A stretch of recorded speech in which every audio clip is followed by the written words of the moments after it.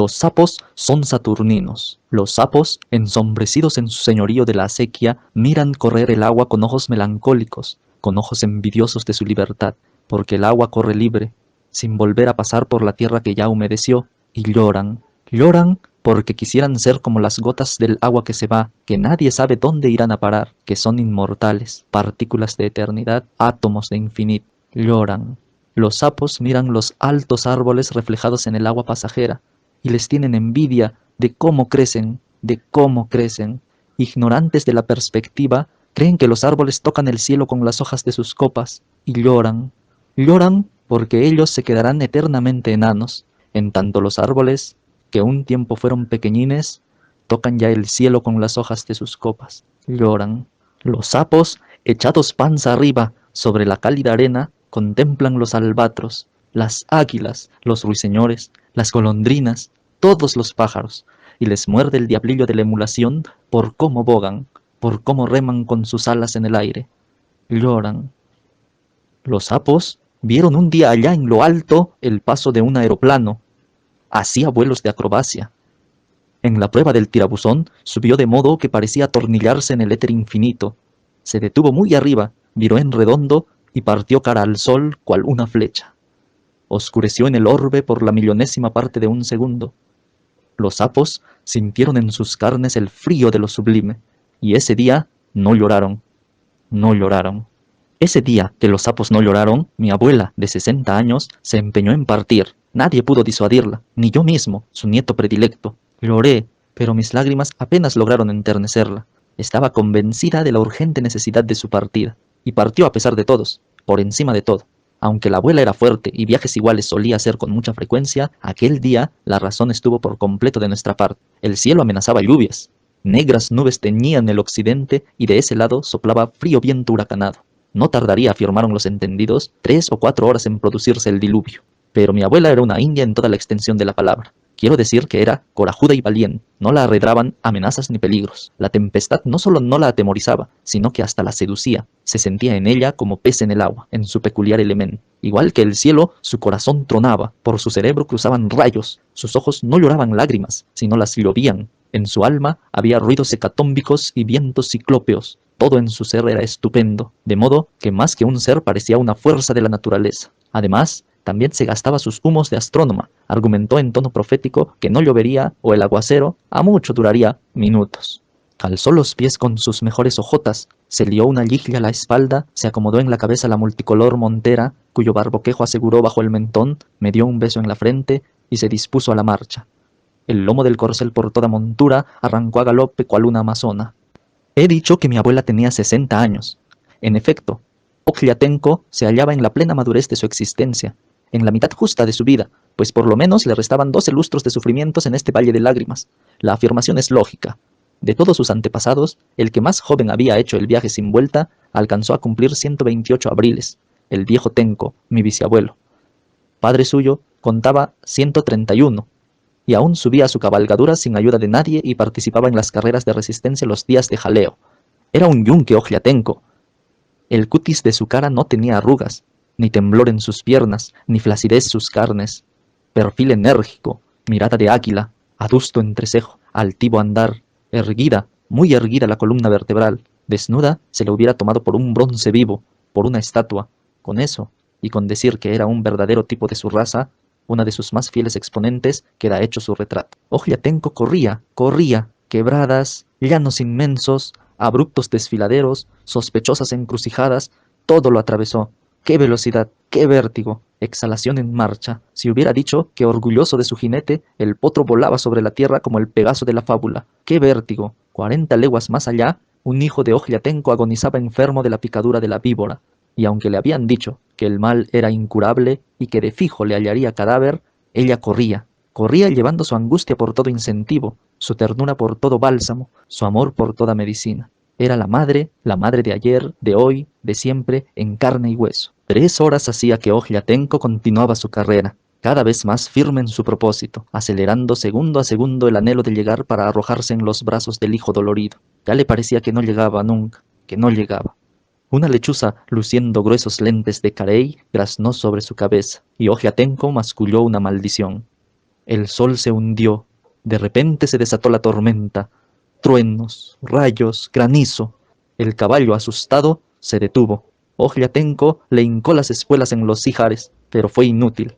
Los pedazos de nieve le caían como pedradas en las orejas y el animal, atontado por los golpes, las ocultó entre las patas delanteras. Ogliatenco entonces se apeó y fue a guarecerse bajo un árbol. Y llovía, llovía. Ogliatenco bajo el árbol veía caer la lluvia con ojos impacientes. Devorado su cerebro por presentimientos funestos, saltándole dentro del pecho su corazón de madre. Muchas leguas más allá, un hijo suyo se debatía agonizante, y Ogliatenco dio en creer que no llovía, que el cielo lloraba, lloraba. Cesó la lluvia. Unas cuantas estrellas iluminaban débilmente el paisaje. Ogliatenco se dispuso a renovar la jornada. Como montaba en pelo, no podía, por la ausencia de estribos, encaramarse por sí sola sobre el rocín. Se echó a caminar en busca de una piedra, de un tronco de árbol, de un levantamiento cualquiera que le sirviese de escabel. Aunque la luz era escasa, mal que bien, de algo le servían las estrellas, y Ogliatenco les envió una mirada de gratitud. La humedad es el banquete de los sapos. Aquel día, según las nubes cerraron las válvulas, los sapos, con brincos gimnásticos y ademanes de bailarinas, salieron de sus acequias, de sus lagunas y de sus charcos. Primero con mesura, luego con frenesí. Los millones de sapos en pocos minutos hicieron los honores al suculento convite. Hartos por fin, embriagados, las panzas hinchadas, los pulmones en crescendo, trasudando hedor, iban a entregarse al desborde, al disoluto esparcimiento a que conduce la ebriedad. Pero aquel día los sapos no tenían penas que olvidar, aquel día no lloraron, aquel día sintieron en sus carnes el frío de lo sublime, cuando un aeroplano se atornilló en el cielo como un tirabuzón, se detuvo muy arriba, viró en redondo y partió cara al sol, cual una flecha. Los sapos sacudieron la ebriedad del relente, y en cambio se embriagaron de infinito, para ser fuertes, para ser libres, para ser del tamaño de los árboles que arañan el cielo con las ramas, se apeñuscaron unos sobre otros, y más, hasta formar inmensos montículos, vastos pilares, altas columnas palpitantes elevadas al cielo en un alarde de redención y de conjuro. Desesperaba Ogliatenco de encontrar algo que le sirviese de base para escalar el lomo del caballo. Intentó varias veces ganarlo de un salto, pero no pudo. Trató de trepar por el cuello, mas a causa de lo mojado que estaba, chorreando lluvia todavía, resbaló, y siguió a pie su camino, la mano nerviosa en la crin hecha rienda, husmeando aquí y acullá con los ojos saorís, lugar propicio a su proyecto. De pronto divisó no muy distante un bulto como de 1,5 metros de altura por unos 80 centímetros de ancho. Enderezó el paso hacia él. A la débil luz de las estrellas no alcanzó a distinguir ni remotamente de qué se trataba. Quizá un tronco olvidado por un leñatero. ¿Acaso piedra puesta para servir de hito a los viandantes? Supuso lo último, y trató de escalarla. Pero, horrible realidad, apenas se abalanzó sobre ella, la piedra se deshizo cual montículo de arena, y Ogliatenco cayó de boca. Los sapos lanzaron una croa espantosa, un grito horrendo, salvaje, algo como el aullido de los sapos. Enormes sapos peludos y gordos, de patas gruesas y ojillos reverberantes, grandes como tortugas, sudorosos y pestíferos, saltaron sobre la cara de Ogliatenco, sobre sus brazos, sobre sus piernas, bajo sus ropas, y Ogliatenco quedó muerta. El asco, no el miedo, la mató.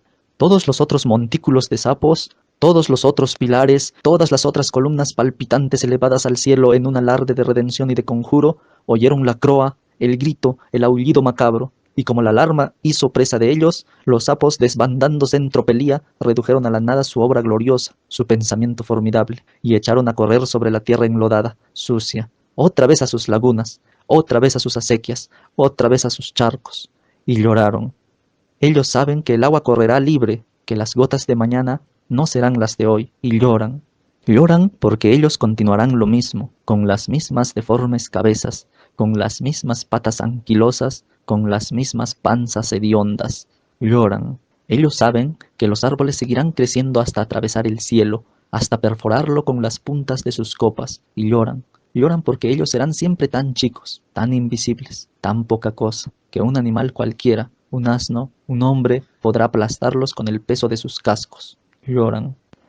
Ellos saben que verán un pájaro gigantesco trepanar el aire como un tirabuzón y partir impertérrito hacia el sol, cual una flecha. Y lloran. Lloran porque sentirán en sus carnes el frío de lo sublime, y el frío los helará en el rincón de su acequia, sin poder dar pábulo siquiera a la más leve ambición. Lloran. Ellos tuvieron un día un anhelo de infinito, para ser fuertes, para ser libres, para ser altos como los árboles que arañan el cielo con las hojas de sus copas. Se apeñuscaron, se montaron unos sobre otros, más y más y más, hasta formar inmensas columnas, hambrientos de espacio, ávidos de cielo, y una fuerza desconocida, un monstruo, un enemigo ignorado, redujo a la nada en pocos instantes su obra gloriosa, su pensamiento formidable, y lloran.